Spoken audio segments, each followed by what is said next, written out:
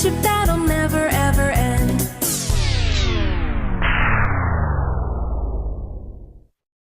Run!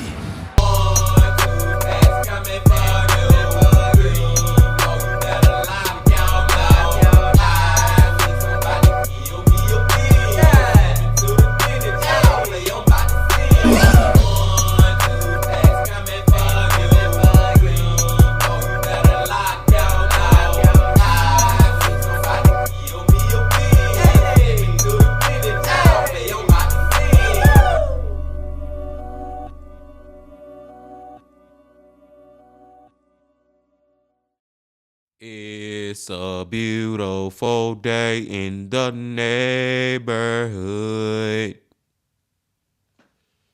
Reaction Beanie Yo for 143. In that neighborhood. My brothers and sisters. It is that time once again, my friends, to get into one of these true crime, horror, dark, deep, and mysterious, what the is going on type of videos. And today, we going back to my brother from another mother, Ryan from Tragedy Tales. Back to Tragedy Tales, y'all. And the title of the video is No Escape, 5 Horrifying Live Streams.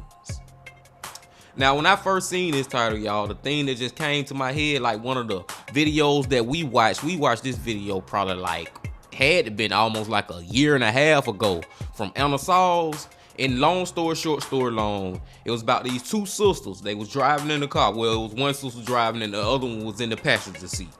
And the one that was driving, I can't remember why, but for some reason she was speeding like doing 100 miles per hour in like a residential area. You know what I'm saying? Like she just completely out of control. I can't remember why she was speeding like that, but she ended up crashing. And when she crashed, her sister who was in the passenger seat ended up passing away, man. You know what I'm saying? She didn't survive the crash. And guess what the sister did that was driving? Took her cell phone out and started live streaming on Facebook, showing her sister deceased body, man. It's talking about, look, y'all, look what happened to my sister. Like, it was so freaking crazy, y'all. It's crazy. Some of the things that people will put on social media, man, it's absolutely ridiculous. But I digress. We finna go and get into this video, man. It's almost an hour long, y'all. So, hey, you know you gotta sit back and relax and do all that. But before you do all that, you know what you got to do too. Get whatever you might need. Get what you need, please. We back to Ryan from Tragedy Tales. Y'all got what y'all need? Y'all ready to go? Then let's go.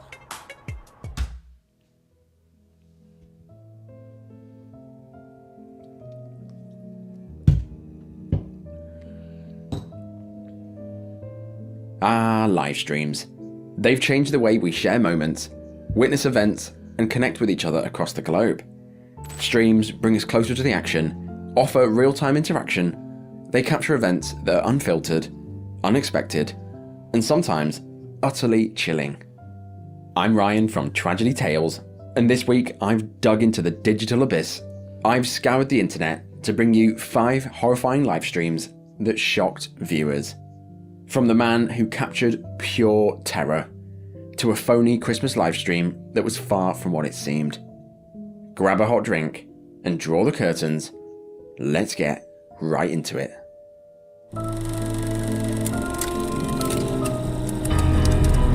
Get whatever you may need. And I know about that Christmas live stream. I know about that one when the dude was playing Grand Theft Auto Vice City. I think we watched that from Dial Trip probably like a year ago, man. But I can't wait to hear how Ryan tell the story. Let's go.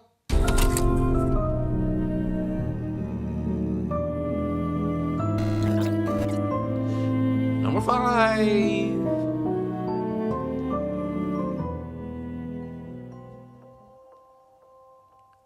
Now, I'm sure you're all aware that construction sites are just dangerous in nature. You're clad out in a myriad of PPE, you have to train, and you have to sign a million forms before you can even step onto one. However, in this case, no amount of training or PPE could protect you from this. This live stream unfolded on the 18th of May, 2023, in North Carolina, in Charlotte. It was a Thursday, and a day like any other, as the busy city of Charlotte churned into action. That morning, workers from multiple contractors arrived at a building site just off Liberty Road Drive.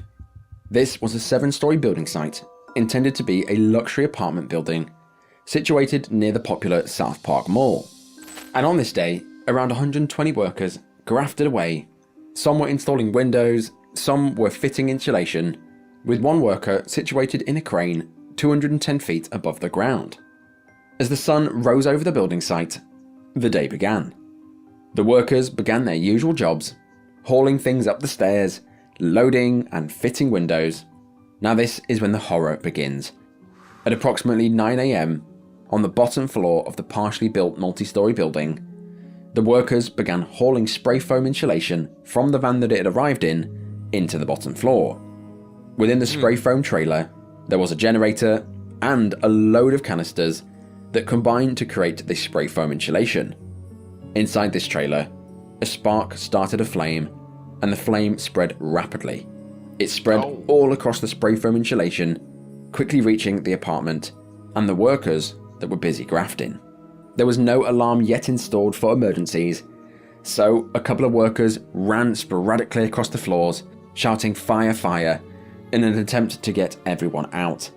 But I'm wondering where did the initial spark come from that started this whole flame? You know what I'm saying? Because I'm pretty sure they knew that spray, whatever it's called, was pretty flammable. So how or who even, did somebody do it on purpose? Did somebody strike a lighter in that bitch or something? That's what I'm wondering right now. But because the building in question was only partially built, with lots of wood exposed, the flames just spread faster than anyone could have imagined, lurching up the wooden beams, and within minutes, the entire site was filled with smoke and fire. Yeah, hey guys, definitely a very active scene out here. You can see those flames. It's really, really hot out here because you can feel those flames behind me. I'm going to step out of the frame. We can show you. You can see the fire is really, really burning. I mean, driving in from this location, you can see it from miles and miles away. But again, these flames are very aggressive, and they are burning quite hot and quite fast. And obviously, with a new build with apartments, and obviously you have to think about those raw materials like wood and lumber. Definitely some insulation that they can be used in the walls. So it's one thing to hear Ryan tell us about the big fire, but to actually see video of it, man, that wasn't nothing to play with. Man, I hope it don't end in an explosion. You know how many videos we done watched from Ryan where shit blow the fuck up. I hope that ain't what it is. But look at that big ass cloud, y'all, of smoke. Jesus. 90 firefighters responded to the scene to do what they do best. But this was enormous, reaching an alarm 5, the highest alarm sounded for a fire. As the firemen battled the blazes, smoke enveloped the area. More than 100 other workers managed to escape, while the firefighters successfully saved 15 workers who were trapped, including one man who was stuck in his crane above the smouldering building site for over an hour. Sadly, 2 men remained unaccounted for, 30-year-old DeMonte Sherrill and 48-year-old Reuben Holmes, a 2-man contractor team who were installing windows on the 6th floor. We've been getting different vantage points in all afternoon. Excuse me, as of right now, 2 construction workers are unaccounted for after all of this. Because the building was being built, an interior temporary stairway was removed in preparation for the permanent stairs. Removing this left only one available stairway from the 7th floor to the ground. Unfortunately, this one stairwell was now impossible to navigate because it was full of smoke, and this left the 2 workers trapped on the 6th floor with no escape. With the 2 men trapped and awaiting rescue, with nothing else to do but pray and wait, father of 4, DeMonte, reached into his back pocket and went live on Facebook. Now, DeMonte had only been working at this job, fitting windows, for just 3 days. What was a normal day for him and his colleague Reuben had swiftly been turned into the stuff of nightmares. I'm at South Park right now, at work, the building on fire, and I can't get out. It's getting harder and harder for them to see us. We're gonna have to stand out here, man, so see.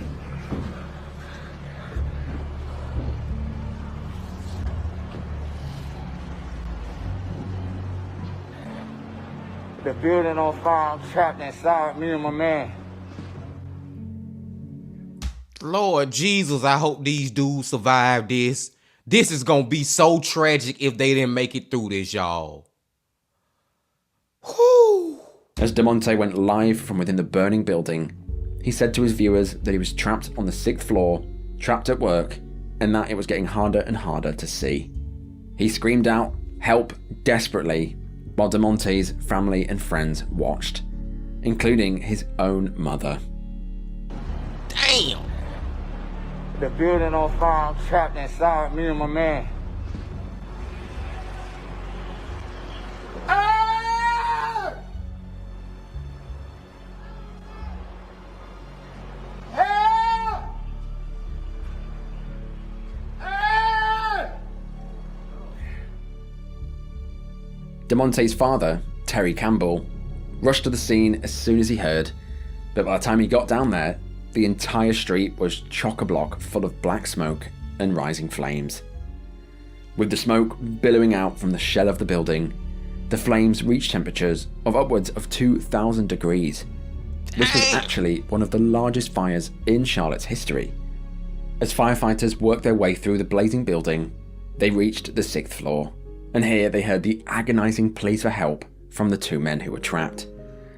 But unfortunately, at this point, due to the sheer amount of smoke that was in the building, the firefighters were forced to call Mayday and abort rescue, leaving the two men for dead.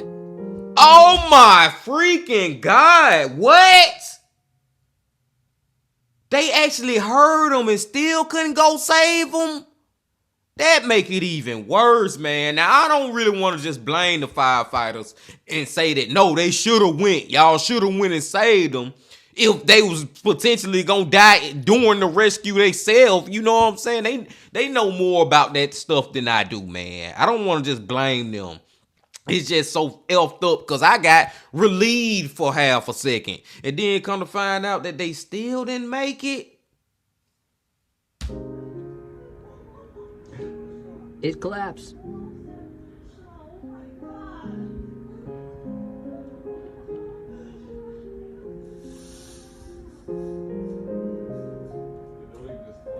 Yep, I got it on film. It took firefighters until noon to subdue the flames, but sadly, the two men that were trapped on the 6th floor remained missing. The next day, as firefighters sifted through the ash, their burnt bodies were discovered and retrieved.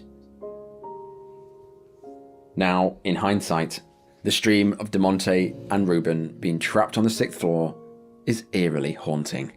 Their family and friends were all watching, not realizing that they were witnessing the pair's tragic final moments.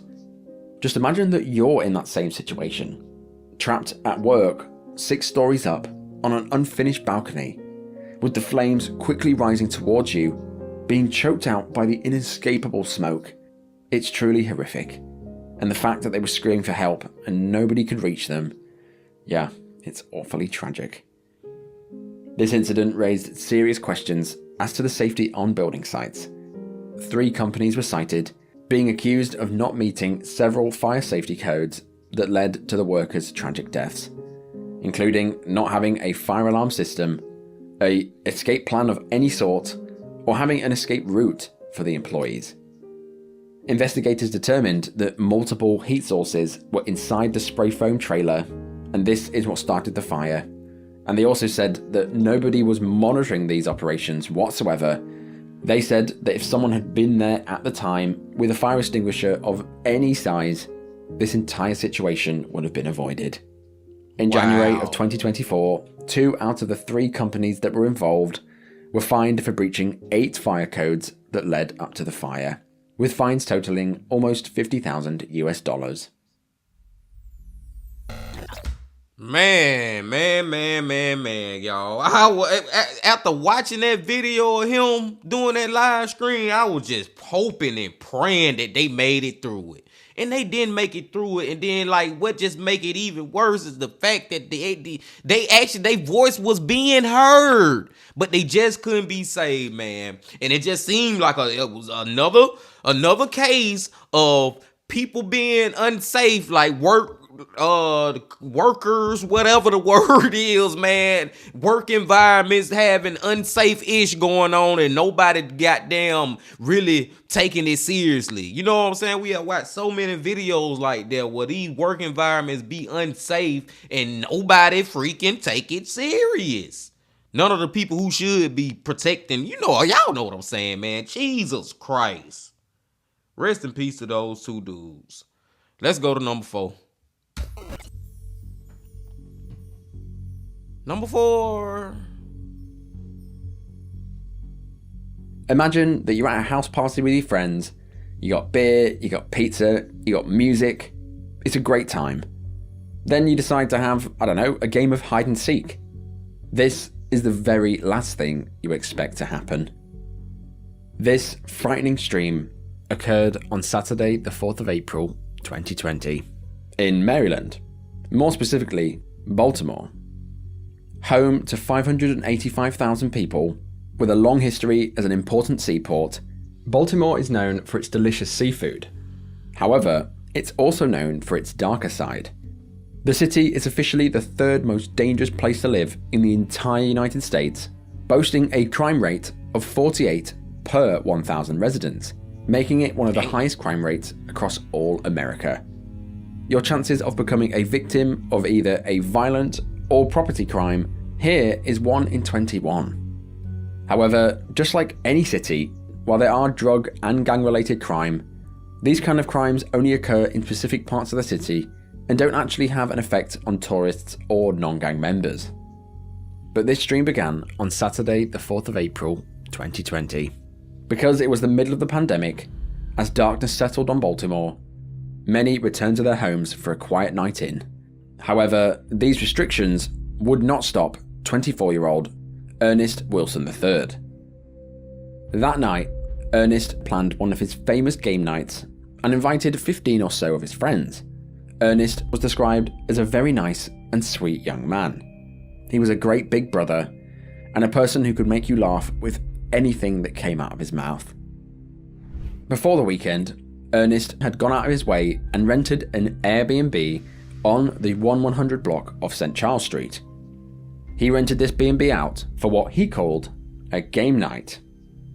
I can only guess what was involved here, but these nights were something that Ernest was known to do quite often and was actually famous for hosting them. On the night of April the 4th, Ernest went live on Facebook a total of 4 times. The first of the night was captioned "Pull Up On Me," and it shows Ernest on his own in the B&B, rolling backwards and flashing illicit substances. He asks more people to join him and tells them to pull up on him. One randomer asked if he could have the location, to which he responded, "Inbox me. I won't put the address public." You still having game night? Why you asking me dumb shit? I'm live in a house by myself and my caption says "pull up on me." Pull up on me. In this first stream, however, one live viewer wrote in the chat asking for an invite, to which Ernest replies, "You're not invited. You're not pulling up on me." The person who just joined. If you're still watching, you're not invited. Lord Jesus, have mercy. Please let this man survive. I don't think I can take no more, y'all. Please let him freaking survive. It's so eerie seeing these people right before they die. Now, I'm not saying that that's what's going to happen to him yet, man. But just seeing videos right before tragedy strikes is just, Now, I'm thinking, here come my predictions like it's a Mr. Ballin video. I'm thinking that whoever he talking about, hey, you not invited. Don't pull up. You can't come. Might end up coming there and killing them, shooting them or some craziness. I hope that ain't the case, y'all. But let's see. Because you don't fucking listen, and I'm gonna bang you in your mouth next time. Wasn't my event, so I didn't. This one is, and I will. So to avoid that, you're not invited. And I dare you come on here like, boy, fuck you. I dare you. Because I'm going to let you have it. So to avoid that, don't.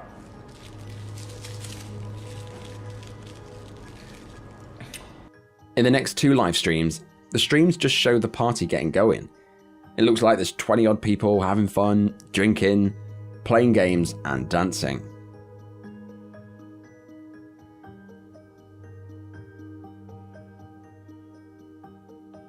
But in the fourth and final live stream of the night, at 2:32 AM, Ernest went live again with the caption of "Better play hide and seek." All on stream, his friends hid around the B&B whilst Ernest goes out front to count to 30. You dumbass, I gotta count out here. How you gonna hide right here?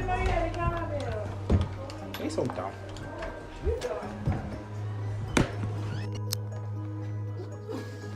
Lord dumbass, you thought I gotta count out here, stupid. Go the other way. I'm coming to look for you first, girl.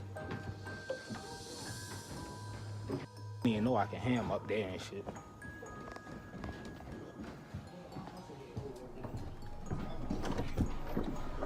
One,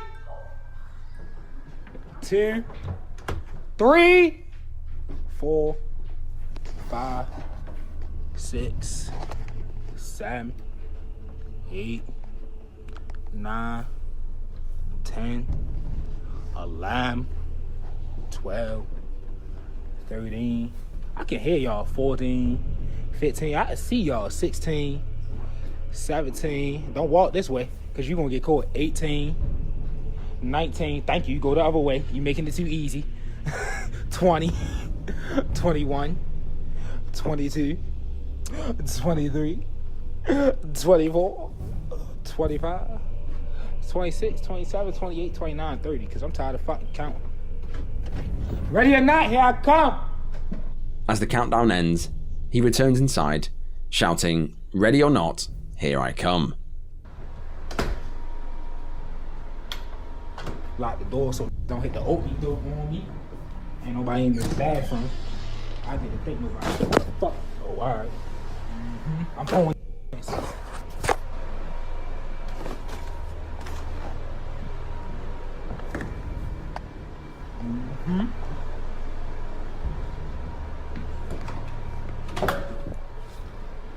I'm leaving everything open. Ain't nowhere to hide for you.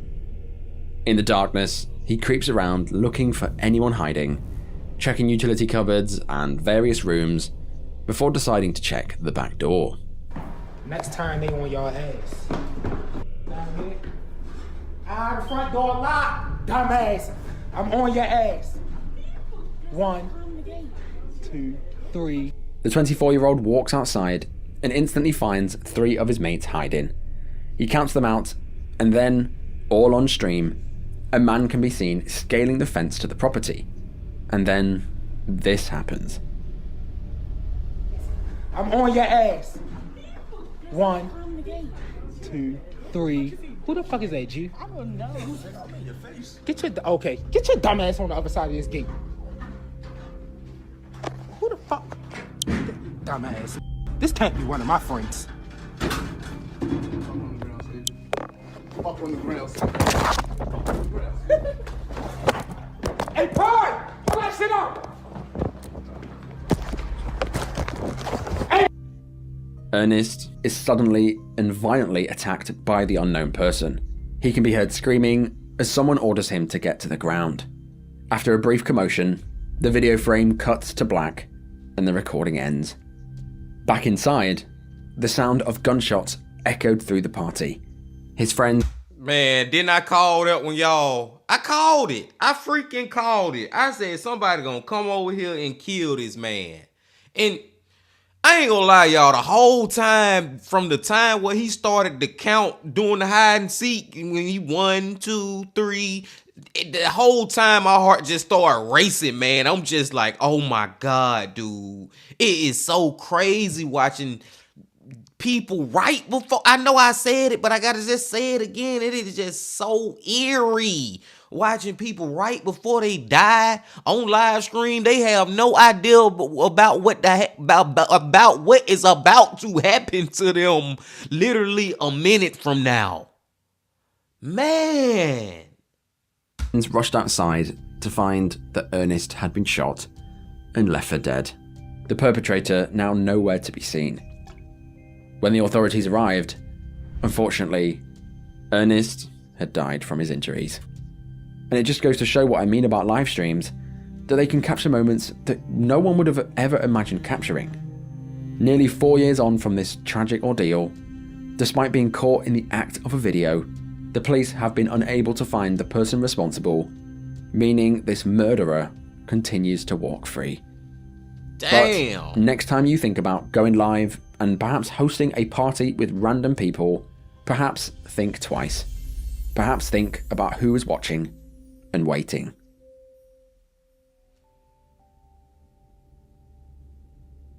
That's true. What Ryan just said, man. I completely agree with him, man. Be careful out here, my brothers and sisters. Like, I already felt that what he was doing was a little shaky anyway. Just the fact, inviting strangers. Like, you just, anybody who joining you to your live stream, you don't know who these freaking people are, bro. Like, oh, man, I just hate that this had to happen to him like this, dude. Because I feel like from just the videos and stuff, like he really enjoyed doing this and he liked bringing people together to have fun, to have a good time. He rent out Airbnbs, you know what I'm saying? But it's just like, dude, if you don't know these people like that, I don't know, you should be inviting all on to your house, especially when it seemed like you had beef with somebody out there. And then another effed up thing about it is the person who did it never been caught. And they was smart. Did y'all see what that person was wearing? You couldn't see no facial features. They was covered up from head to toe in clothes, man.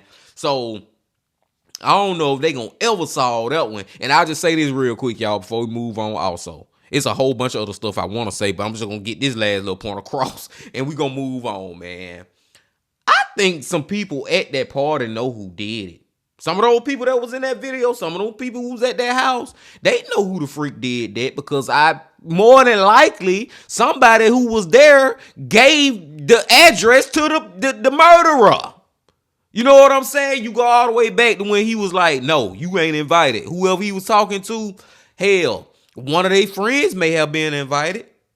You know what I'm saying? And they just got the address from one of their friends. I just seriously believe, y'all, and I know y'all feel it too, man, that somebody who was at that party know who did it, and they just ain't telling the police. That's a problem we got in society too, man. People don't want to be labeled as a snitch. But hey, listen, man, bitch, if you kill somebody, I'm gonna let the goddamn police know because y'all know I just don't fuck with that. I don't fuck with these murderers, man. I don't give a damn if it's my motherfucking sister or brother. I'm gonna have to tell on you. Let's go. Number 3.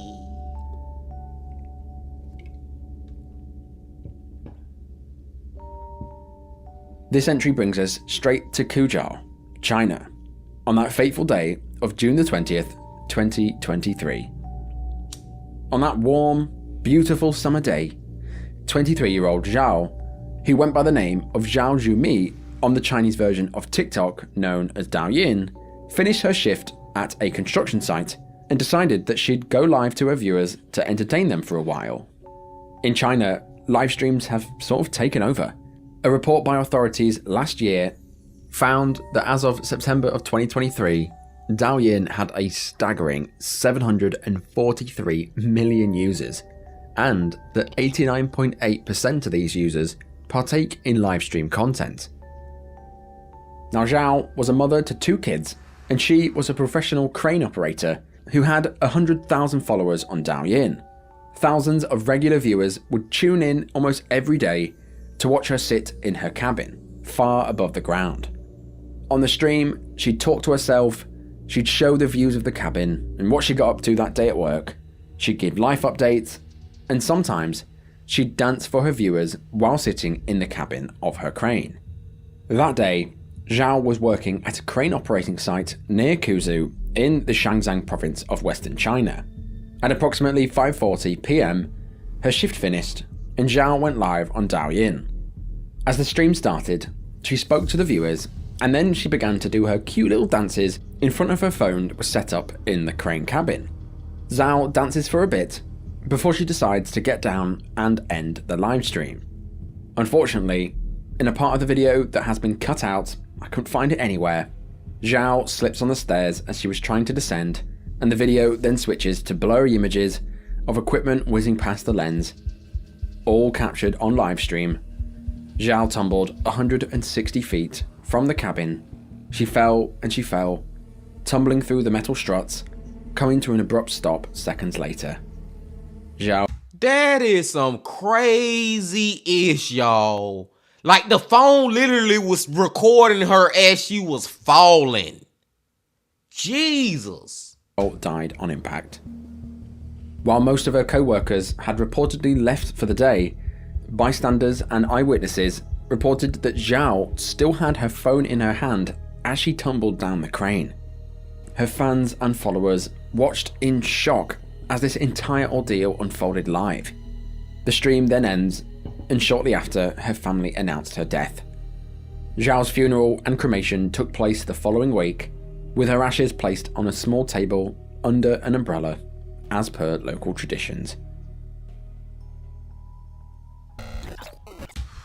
Rest in peace to Zhao, man. And she was a beautiful young woman. She almost looked like a little child. Like, she looked like one of the type of people who they just don't age. You know what I'm saying? She was a grown woman with 2 kids, but still had a very, like, baby-like face to her. But she was a beautiful young lady, man. And that's just crazy. And I'm just thinking, and this is just maybe a crazy thought to y'all, but some of y'all I know will understand where I'm coming from. I think the reason that she was holding on to that phone, still recording as she was falling, because she was in that much state of shock. You know what I'm saying, man? Like, her body was just dead freaking frozen as she is falling all these feet through the air down to her freaking death, man. Jesus Christ. Let's go to number 2. Number 2.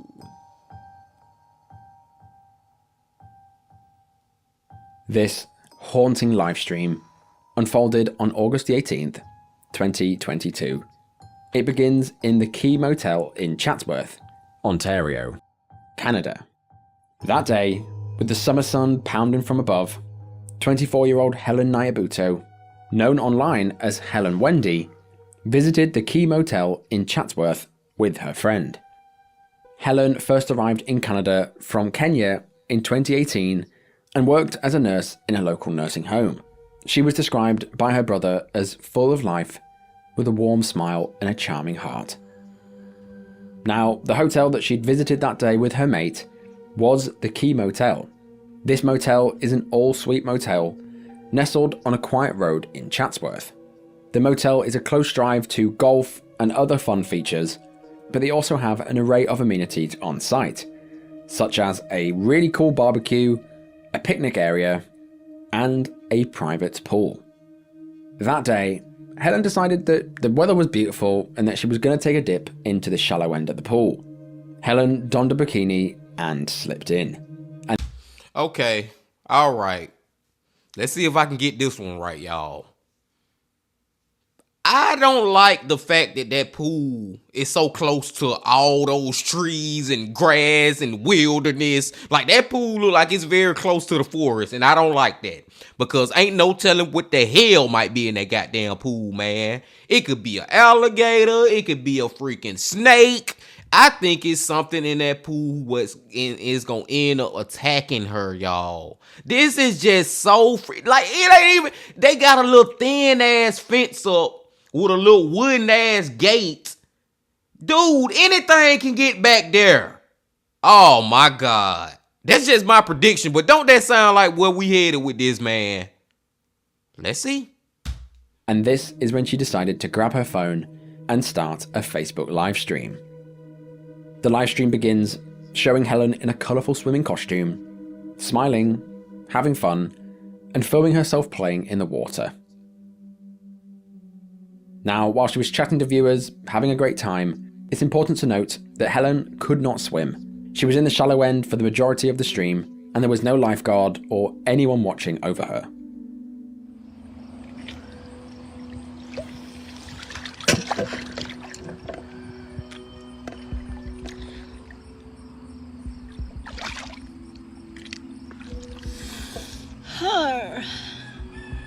Douglas Marito. Have a wonderful time. I am. Before summer ishi.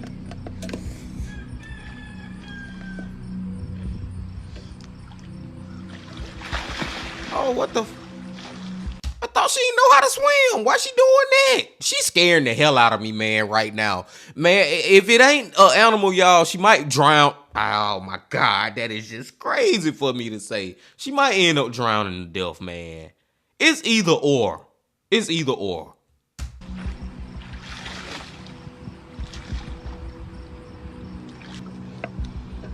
Kenyatta Mofa. Habari yako? Johanna Jr. Girl Toto. Uko aje? I'm having a good time. Ni saa 8. I think ni saa 8 na nusu. Helen can be seen on stream having a little swim, but around 10 minutes into the stream, Helen wanders into the deeper part of the pool and off screen. This is when a truly horrible situation unfolded. All off screen, you can see splashing and Helen can be heard shouting for help. Tragically, 2 whole minutes of struggling ensued, with Helen shouting for help, but there was nobody nearby, no lifeguard. Viewers who were watching assumed the worst. After around 2 minutes of struggling, the livestream went quiet, and there it sat, all afternoon, live streaming a calm pool with blue clear skies above. It was only 3 hours later, when 2 gentlemen tried to access the pool, did they notice that something was floating inside it. I know, that scared the shit out of me when I got it. I think it's a poodle or something. What the hell is that? Does that freak you out or what? That looks so realistic. I know. I got in and I was like, is it somebody? Walk over there. Just walk over there.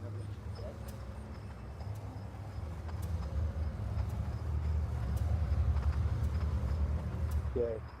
Like, what if it's actually somebody dead? Because I'm not even trolling, that looks way too real. Because I'm not getting in that pool, that looks like an actual dead person. But the thing is, if it was an actual dead person, it'd be floating to the top, right? Maybe that. Like if they're actually dead, it'd be at the top. Like I think you gotta walk down there, walk around to the other side. Like go around behind. Like, go. It looks like a real person. Okay, go just tap on the door at the office. And just say, we're about to get in the pool. It looks like there's a dead person in there.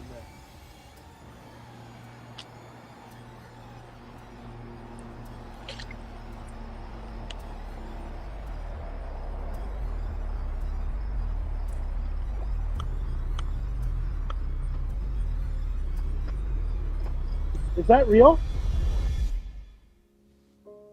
Holy effing S, my brothers and sisters.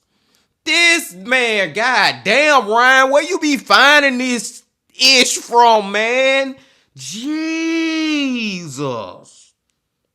This one right here just effed up in a lot of different ways, man. And the two that's sticking out to me the most is just the fact that she freaking drowned.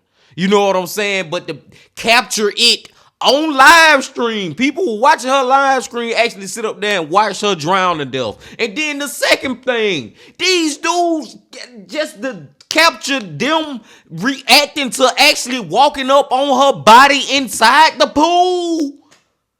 And they was confused because nobody is going to think that is an actual real dead body for real. You going to kind of have like a suspension of disbelief or whatever that terminology is. You going to be like, man, I don't know, man. That ain't no dead body, man. But what is it? You going to kind of be in denial about it. You going to be like, ain't no way in the hell I walk to this pool and I'm actually seeing somebody who just drowned. That, man, this guy, damn, my brothers and sisters. Let's go. Helen was rushed to hospital, but sadly, she'd been dead for hours. Now, this entire stream is just all a bit odd to me. She's having fun, splashing in the water, swimming on her back. I just find it a bit bizarre that Helen suddenly found that she couldn't keep her head above the water, even splashing and screaming, begging for help. Unless she accidentally drifted into the deep end, then panicked when she realised she couldn't touch the floor, and then couldn't escape, she took in water, I'm unsure. Now, some folks have suggested that there was something else in the pool with her, but I've watched the whole lot and nothing seems to move other than a ball, so it's assumed that she just panicked and drowned. Wendy's father, Kayundi, revealed that he'd only found out about his daughter's death after one of her friends texted him about it, sending him the video, in which he watched in horror. A GoFundMe was started to get her body back home to Kenya to be buried, eventually raising $50,000 US. This livestream is a brutal reminder of the dangers of water, no matter how deep. They say you can drown in a glass of water, but this one really shocked me. One minute it's all fun and smiles, and the next, tragedy and silence.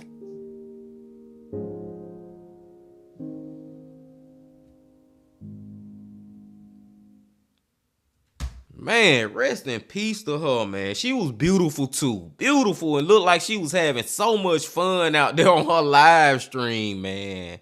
And for that to happen, Jesus,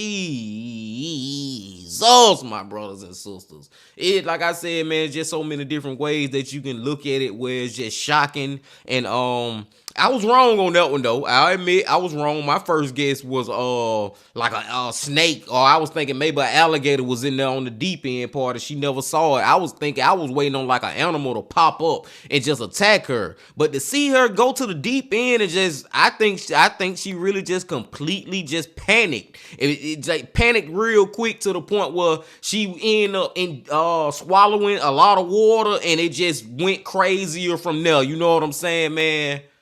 Rest in peace to her. Rest in peace. Let's get to numero uno, my brothers and sisters. Numero uno. Number one.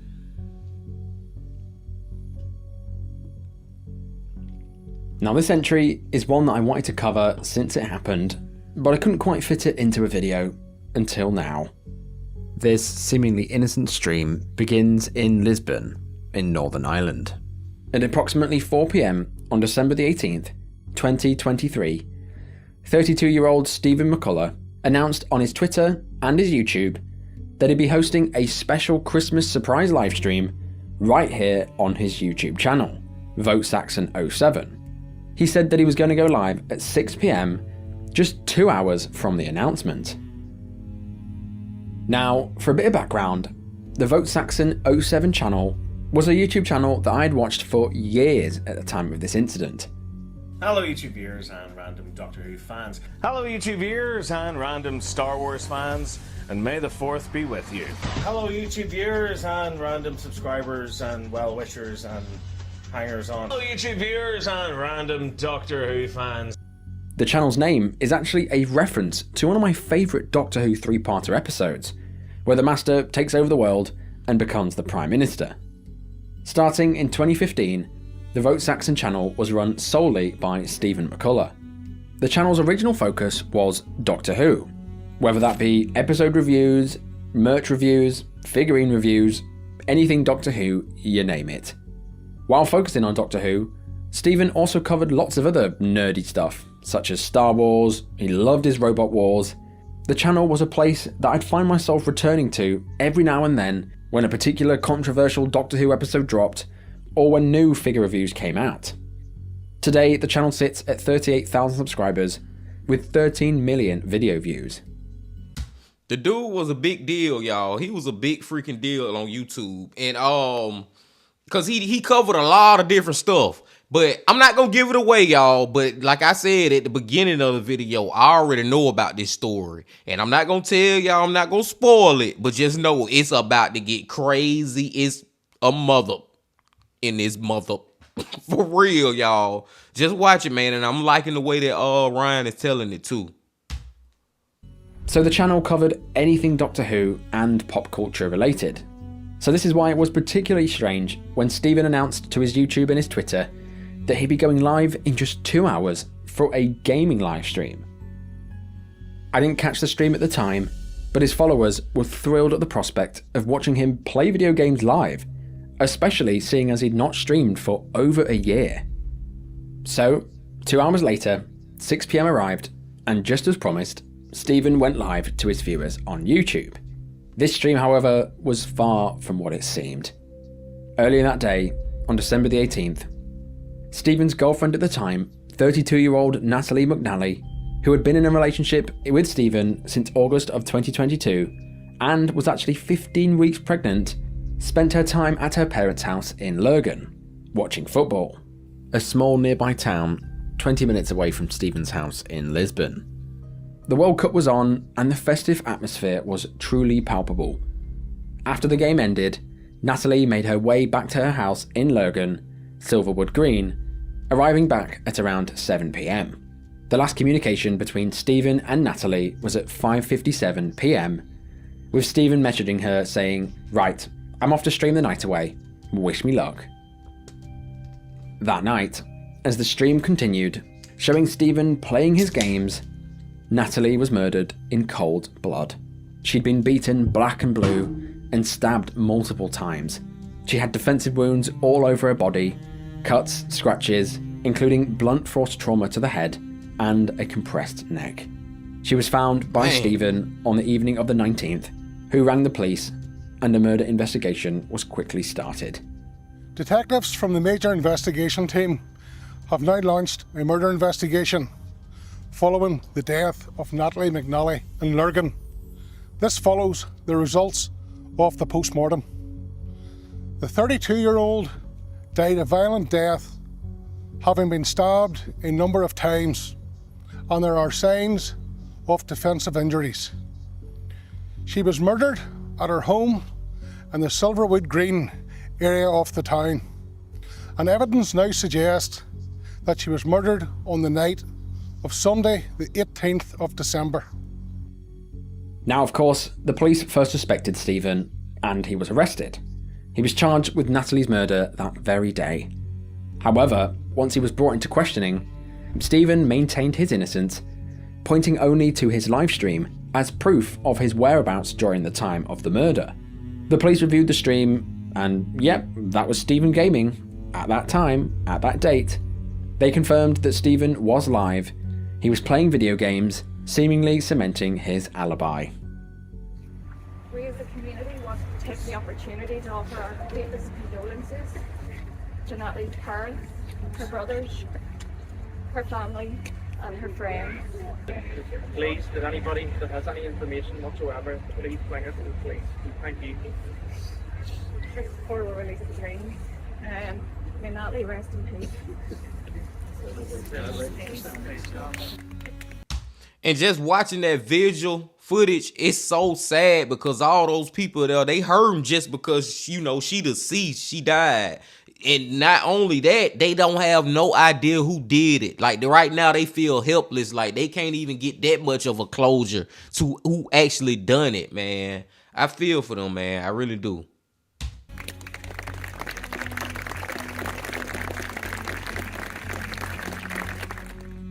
On December the 24th, the police stated publicly that Stephen had been eliminated from the investigation and that he had been released and cleared of any further suspicion.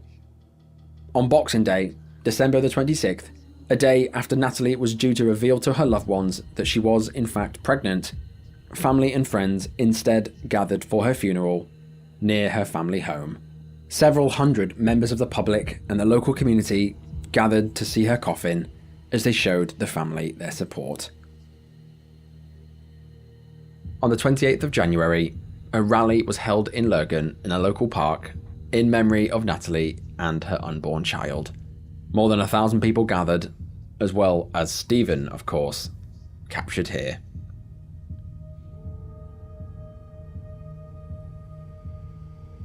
She earned 2 degrees, had a successful career, owned her own home, lived independently, had her own networks of friends, looked after scores of cats and dogs, and alongside her loving partner, was delighted to be becoming a mother for the first time.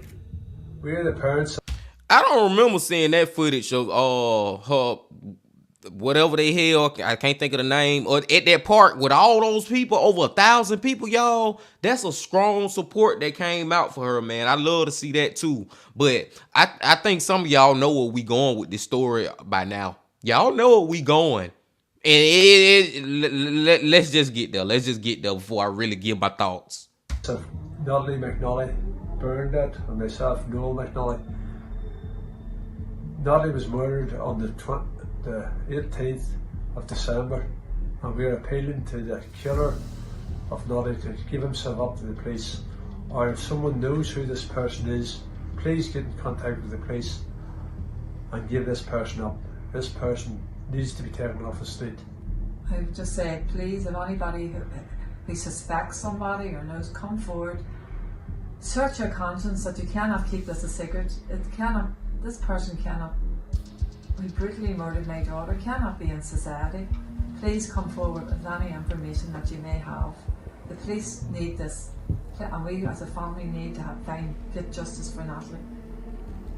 The slightest wee bit of information that you know might be the breakthrough for this case to take this person off the street. While the hunt for who was responsible continued, Stephen carried on making content for his channel, as usual, releasing a Doctor Who figure review on January the 25th. Hello YouTube viewers and random Doctor Who fans. Yes, the time is finally upon us. After years of B&M Frankensteinian mashup figure sets, Character Options have at long last released something new, the Regeneration set from the power of the Doctor. Modification, I've decided to put the rubbish looking David Tennant head onto the raggedy Doctor body, and I've created a whole new character. This is Drunk Dave, new channel mascot, completely new, original character, never seen before. The police then questioned neighbours who lived nearby Natalie, and two separate people reported that at roughly 9 PM they'd heard a blood-curdling scream. But as police teams scoured through hours and hours of CCTV evidence for any clue, the investigation deepened when a shocking revelation came to light. A taxi driver came to the police to report that at around 8 PM on December the 18th, he picked up a man from outside a pub in Lurgan to a residential property in Lisbon. The place that the taxi driver had taken the man to was Stephen's address. At 11:13 PM, the taxi concluded its service at his home, and remarkably, within just 3 minutes, at 11:16 PM, Stephen's phone, which had actually been inactive for several hours, suddenly showed activity. Stephen later attributed this phone activity to him having fallen asleep after consuming alcohol. The police later found Natalie's murder weapon, a kitchen knife from her own home, had been used to kill her. Crazy. Digital police teams then thoroughly investigated the live stream and Stephen's computer. The stream, which had initially appeared to be Stephen's perfect alibi, was in fact pre-recorded and played as a live stream. Investigators discovered that the stream was recorded on the 14th of December, 4 days before Natalie's murder. This is just, hearing it again, it never fails to be crazy, man. I don't care how many times I hear this about this story. It never will fail to be crazy, y'all. Because the fact that this dude, he thought he was such a genius. Oh, I'm going to record this live stream, but I'm going to make it seem like it was actually a live stream that happened while I was out murdering my pregnant girlfriend. You know what I'm saying? Like, he thought he was so slick, but your ass got caught anyway. Your ass still was grass, and I'm so glad that he got caught. But it's just so crazy, y'all. You never know what YouTubers, and I done said this before, I'll say it again. You never know what YouTubers, because we got a lot of YouTubers that we all love, and we like, and we think they cool in real life and all that, but you never know who a goddamn crazy maniac ass murderer. And this dude, he got away with it for a minute. He got away with it for a little bit. His little master plan seemed like it was working. Nah, bruh. Nah. You ain't getting away with it. Take your ass to motherfucking prison. It was found that for the entirety of the 6-hour stream that Stephen pretended that he was live, he was in fact not. The entire thing was an elaborate hoax. Stephen had meticulously planned the entire thing from start to finish to establish an alibi for the time his girlfriend was murdered. This twist turned the case completely on its head. What seemed like an innocent gaming session was in fact a cold, calculated attempt to mislead authorities and the public. Stephen had planned it almost perfectly, to the exact time the stream should go live, to the exact time it would end. The stream started at 6 PM and lasted all the way up to 12 PM, giving him plenty of alibi to fall back on should he be questioned. Throughout the stream, he goes along with the entire thing, pretending that it's all live, looking at the camera, fake talking to the camera, and even fake reacting to things.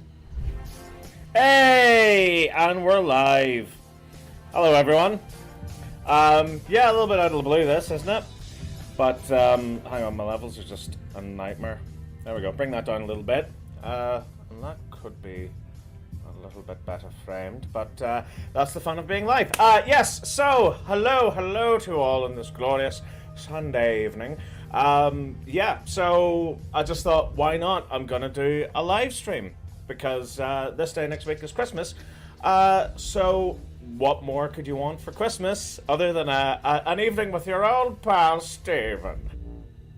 This dude is so fucking maniacal, man. This man is a freaking maniac, dude. The key words he was using: we going live, we live, fixing the camera like it's happening in the moment. Talking about Christmas next week, like, dude, he tried now. I'm not gonna give his crazy ass no credit. I'm not saying I give him credit for it. I'm glad he got caught, but I'm just saying, like, he really thought that was gonna work, and he pulled it off for a little bit, but thank God he got caught. So Stephen thought he was really smart, but he had an ego the size of Jupiter. He'd left obvious clues as to what he was really doing throughout the stream, hidden in plain sight. The stream in question, which is actually still live on his channel, was called The Violent Night. Need I say more? It begins with Stephen loading up Grand Theft Auto Vice City on his original Xbox, and as the stream started, Stephen announced that he couldn't actually interact with the audience. A big red flag. So yeah. I think I've got it set up. Now the trouble is, because this is quite an old computer, it's getting on a little bit, I'm going to have to save up and get myself a new one in the new year, but for now, this one's kind of hanging along, you know, like smoke is billowing out of it. It looks like it's running on red diesel and hatred at this point. Trouble is, it's in a very limited capacity. Well, because this streaming software is kind of up the left, it means I can't check the live chat, which is a real shame. So, by all means, talk amongst yourselves. Stephen blamed it on several... I forgot about that part, how he claimed he couldn't talk to the live chat. Yes, that is the biggest red flag ever. If I ever watch a YouTuber and they be talking about something going on, man, but I'm live streaming, but I can't talk to y'all on the live chat. I can't respond to none of the live chats. Man, I think they out there doing something they ain't got nothing no business doing, man, and faking to us just like him. Because... And I'm going to go live soon, y'all. I promise y'all, I'm going to start having live streams, man. But when I do, I just don't think, I have never done one. That's what I'm trying to say. But even when I start doing them, there is no reason for me to go live if I'm not going to respond to the people who are in the live chat. Like, what's the purpose of it then? Just make a fucking video like I'm doing now. You get what I'm saying? So that is just a huge red flag, and I forgot about that. Let's go. Several problems with his streaming setup, and said that it would crash the system if he tried to reply. He told them to talk amongst themselves as he continued playing games. Literally going to be drinking and driving. In the game, by the way, I'm not leaving the house tonight, so... Other than the fact that Stephen couldn't interact with viewers, the stream plays very much like any other gaming stream. There it is. We got there in the end, mate. We got there in the end. Some parts of it are, frankly, boring, with lots of silence, just Stephen driving cars. But when things do go wrong, Stephen reacts with ear-piercing rage. What?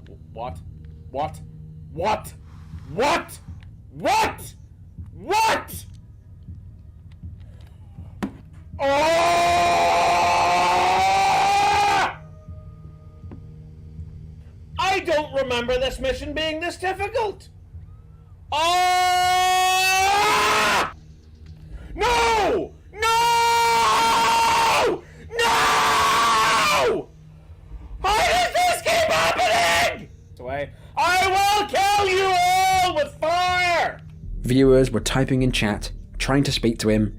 They were none the wiser, fully believing they were part of a live event. But it's not the rage that's the worst bit. It's the things that Stephen was saying and the things that he was doing that will make your stomach turn. Here are all the examples I could find. You don't know me. You don't know what I've suffered. While smirking at the camera, Stephen commented about the lack of police in Ireland. He then says, in a mock London accent, that's why he likes committing crimes in video games. Like, I was reading somewhere recently, like, the amount of police force that we have lost over the last 12 years is just fucking frightening, and no wonder crime is on the rise. That's why I like sticking to just doing crimes in a video game. Keeps things simple, mate. No one's coming to save you. Trying to get back into my gaming again, but that's not going to be a fucking thing come next year, because my efforts shall be involved elsewhere in my life. So, just making the most out of my free time now while I've still got it. Another hint occurs at around 3 hours into the video, at roughly 9 PM, exactly when neighbours say they heard a scream coming from Natalie's house. At this exact point in the night, Stephen chose to undertake a very specific side mission on Vice City. This mission's task would be to kill a woman and make it look like an accident. While conducting this side quest, on stream, Stephen could be heard saying, "I need to kill this bitch. I need to take her down." I need to kill this bitch. I need to take her down. While playing, Stephen's car's bouncing all over the shop, and he says, Yeah, that's physics. That's what would happen in the real world. Abso-fucking-notly. Abso-fucking-notly. a sickening and obvious nod towards his girlfriend. This dude was just foreshadowing what he was about to do the whole time he was on his live stream. Gotta put it in quotations, live stream. Like, he was telling on it. And not only was he telling on himself, it's almost like at one point he was saying, like, this, I might as well enjoy this free time while I got it, because next year this time I won't be here. You know what I'm saying? Like, he knew he was going to eventually get caught, and he still ain't give a. Remember, this was all recorded 4 days prior, so he would have had to really think and plan to marry up the exact time that he did this side quest to the time he committed the alleged murder. If you really think about it, it's bloody horrifying. Yeah. Back into work on Wednesday, then off until New Year's. So it'll be enough time to rest, relax, spend time with my loved ones. Actually, it'll be a really fucking good Christmas this year. But yes, sorry, I'm getting horribly distracted. Yeah, so I think break. I think a little break. Just try and collect myself again and stop the eyes from stinging right the fuck out of my head. One of the more haunting hints occurs during a break at around 9:15 PM. Rather than a screen saying live stream back soon, as he did in all the previous breaks, instead, the screen is replaced momentarily with a promotional photo of the James Bond film No Time to Die. This would have been around the time that Stephen was allegedly murdering Natalie and his unborn child. I'll tell you something. I made a real pig's ear of that. I just sat down and I pulled the controller and the headphones off the table, which hit the keypad, which it's apparently hotkeys are still connected, so it went on to something else for a little second. Yeah, anyway. The stream. Now that's just a bald-faced freaking lie. Really? This dude is demented. Like, he freaking crazy, man, because like Ryan said, he planned this out 4 days. He recorded this video 4 days before he actually did what he did to his girlfriend and his unborn child, man. You know what I'm saying? And just it's so many clues and just crazy stuff in this live stream. And that's just a perfect example. Man. Stream continues. He plays a lot of Grand Theft Auto before moving on to a low-quality Robot Wars game. At the end of the stream, Stephen brings it all together with the so-called live viewers, reminding them of the importance of Christmas and the importance of being near loved ones. Look at it. Anyway, I think I'll wrap up this stream with none of you watching at all, just by saying Merry Christmas, everyone. It's a time that we look forward to and we get excited about whenever we're young, and then as we get older we get much more cynical and stuff like that, and then we reach a stage where we realize it's not about us anymore. It's about the younger generation, and it's about keeping that love alive and passing it on, and I think that's something I'm looking forward to doing more than anything else, really. But yes, for all of us, be we young, be we old, I think the important thing to take away from it is to use it as a time not for what we receive, but what we can give in terms of presents, in terms of love, in terms of sex. It's just been one of those nights, hasn't it? But yes, I think the message rings true that Christmas, it's not about the shopping, it's not about the lights and the tinsel and all that crap. It's literally just about having some time off to enjoy spending time with the people that you love. So hopefully I've done that tonight and given you a couple of hours of madness of me freaking out. So until next time, everyone, thank you for watching. Good night. Boy, he just played this off to the T, didn't it? Now he's sitting up there trying to talk all like positive and spreading the love and all that, trying to talk all good and like he just a very caring human being on planet Earth. You know what I'm saying? Like his heart is just made of gold and he cared about his family. If you care about your family, then why did you do this ish? He is full of ish. That's why he did it, man. It's so crazy, y'all. I love that Ryan because I had forgot a lot of details with this story, and I'm so glad that I got to watch it again with my boy Ryan.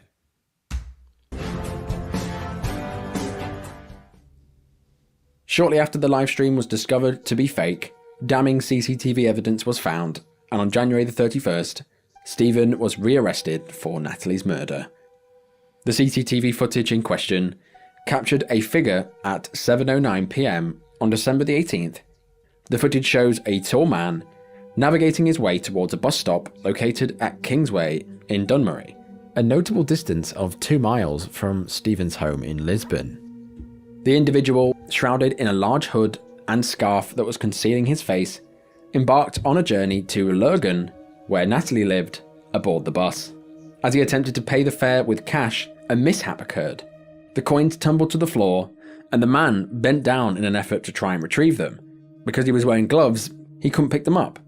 So he removed one of the black gloves, and underneath you can see a pair of yellow latex gloves.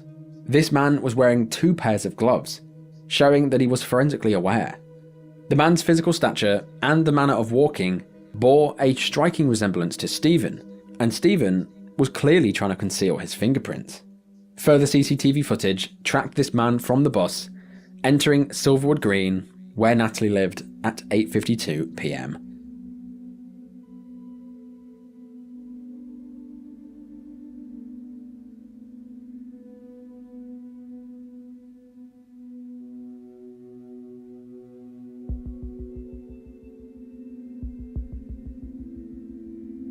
This same person can then be seen departing the scene around 40 minutes later at 9:31 PM with a dark backpack, dressed in a different set of clothes.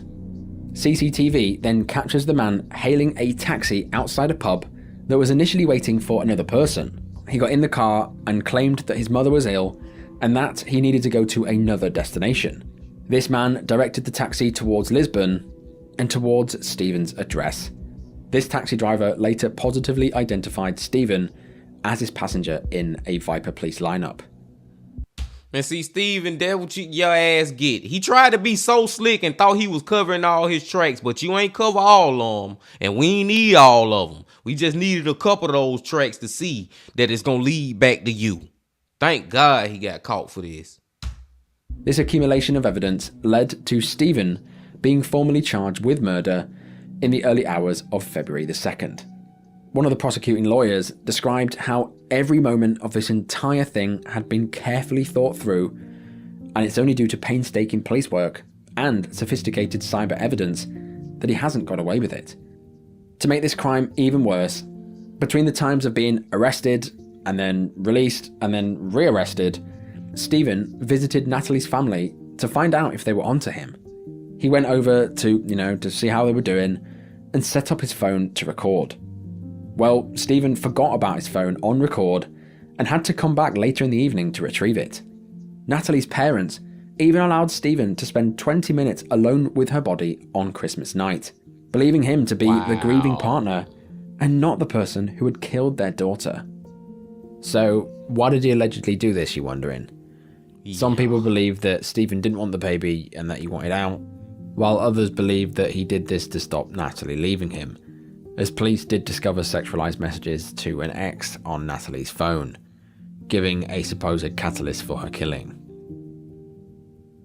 Upon forensic review, it was also found that Stephen unlocked Natalie's phone 9 times on the night before her death.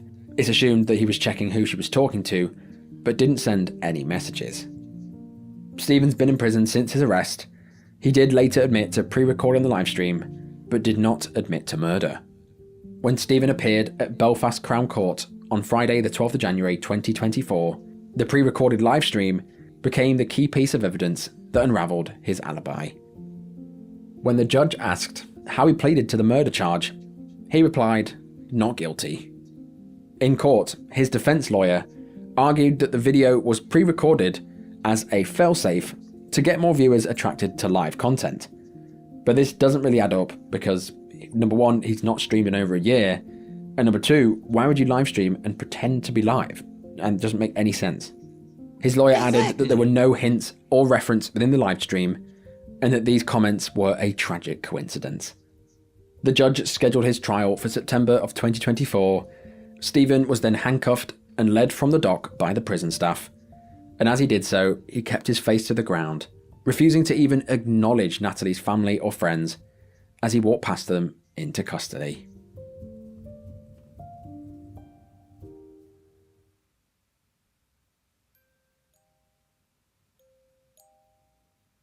But that is the end of this video. May Natalie and her unborn child, along with the other people featured in this video, rest in peace. As always, I'm interested as to all your thoughts below, but we'll start from the top.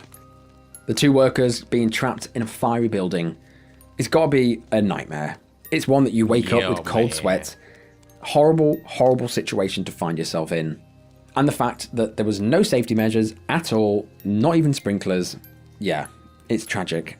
And I really do think that the companies involved should have been fined a bit more than just $50,000. Yeah. Ernest, who was streaming his game night, who streamed his own murder, it's just truly shocking. The fact that he captured his actual murderer on camera, and the fact the perpetrator was not even caught whatsoever, is tragic. Zhao, who fell off the crane in China, is quite unfortunate because this was something that she did every day. She was used to chilling in her crane. She was used to having fun and dancing to her viewers, who were used to the crane content as well. But they never suspected that they'd have to watch her perish, all on live stream.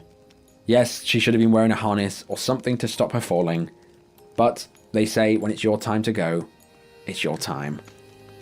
Helen, who mysteriously succumbed to a pool at a motel, is truly shocking. The stream shows her having a great time, all suns and smiles, frolicking in the water, until suddenly it goes quiet. The silence is truly deafening. And later on, when the 2 men wandered on the stream and started discussing her floating in the pool, my stomach sank.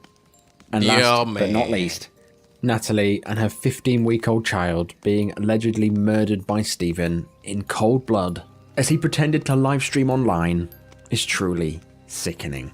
The fact that he'd sat down and properly thought about all of this, he'd really put some legwork into how he was going to murder his girlfriend and get away with it. Stephen had planned to the finest details, even specific times like at which time he would be committing the crime and what time to conduct the side mission. It indicates that Stephen was a real, cold and calculated killer. Now, I had watched Stephen for years. He was someone that I thought I knew personally. You know, I didn't know him personally, but I watched so many of his videos. I always used to watch his Sonic Screwdriver reviews, and now, every time I think of the Vote Saxon channel, I think of this horrific story. I think of Natalie and her unborn baby taken too soon.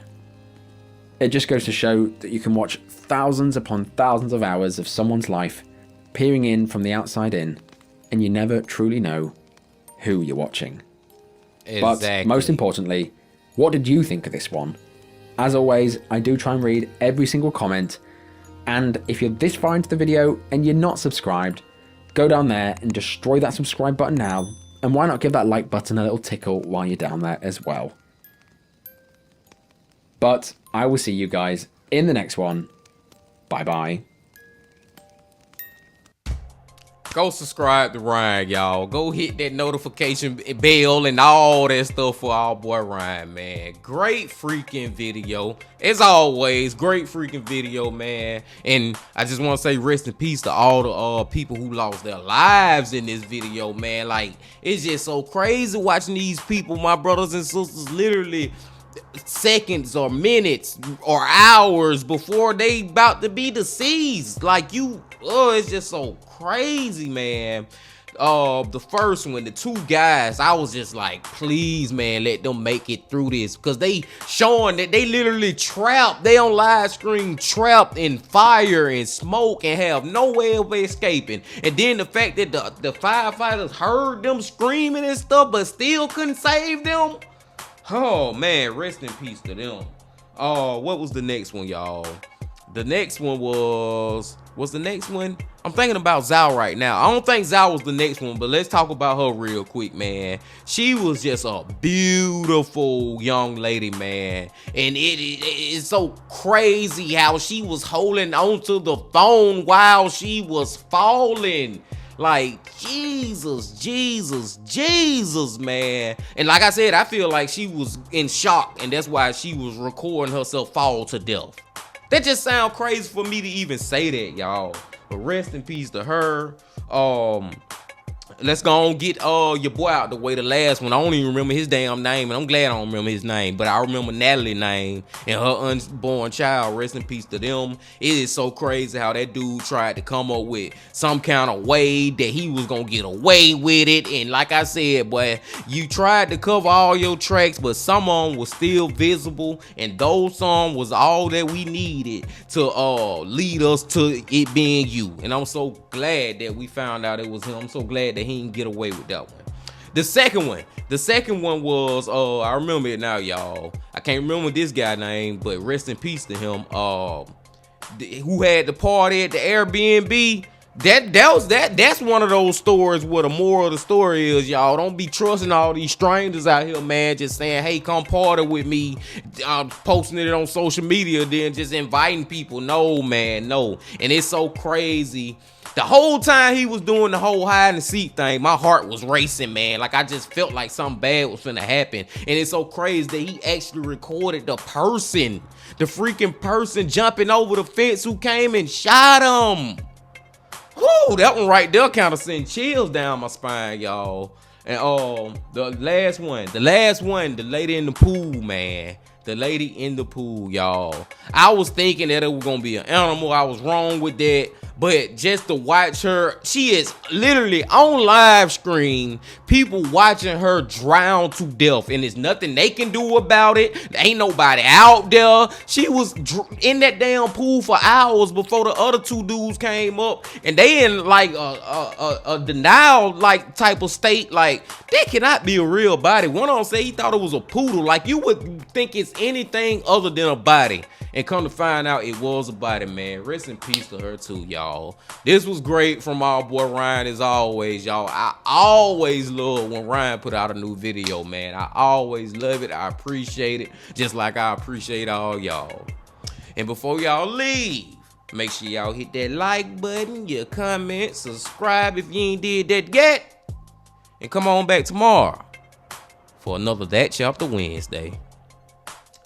But until then, my friends, remember this: love, peace, and happiness.